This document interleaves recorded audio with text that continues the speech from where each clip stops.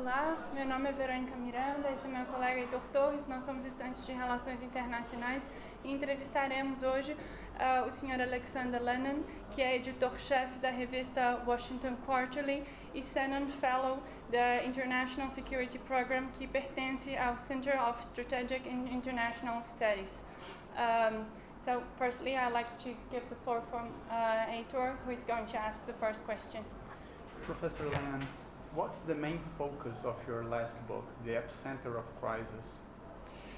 That's a book that I edited, and it is a compilation of articles that we've published before in the Washington Quarterly. The focus is an effort to look at a series of states in the Middle East and South Asia that are changing their outlook, and from which a lot of the concerns of terrorism and nonproliferation originate. There's about 3 or 4 articles written by other authors that we edited and ran previously in the Quarterly that look at changes in Pakistan, Afghanistan, Iraq, Iran, Syria, and Saudi Arabia. The point in some ways was, from the US point of view, there's a tendency to look at regional security in other areas of the world in components. So you look at the Middle East and you would look at Iraq, Iran, Syria, Saudi Arabia, Israel, Lebanon, and then you'd look at South Asia and you'd think Pakistan, Afghanistan, India. This was an effort, particularly as we look at the challenges in Afghanistan and Iraq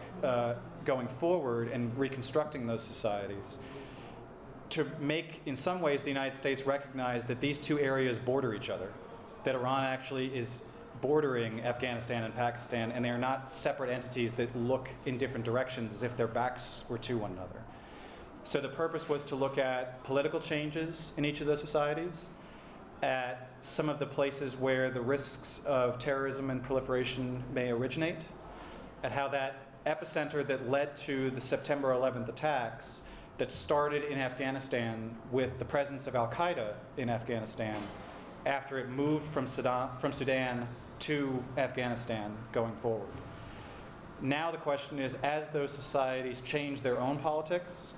change the perception of their own region after not only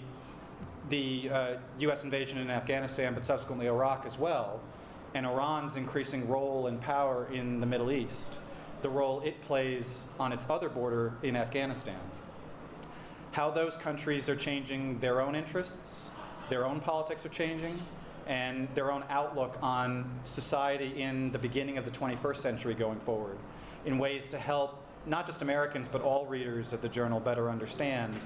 how do we cope with the threats of terrorism and proliferation in particular as they start from this epicenter of crisis, and how they can ripple out globally, not just in their area but throughout Europe, Russia,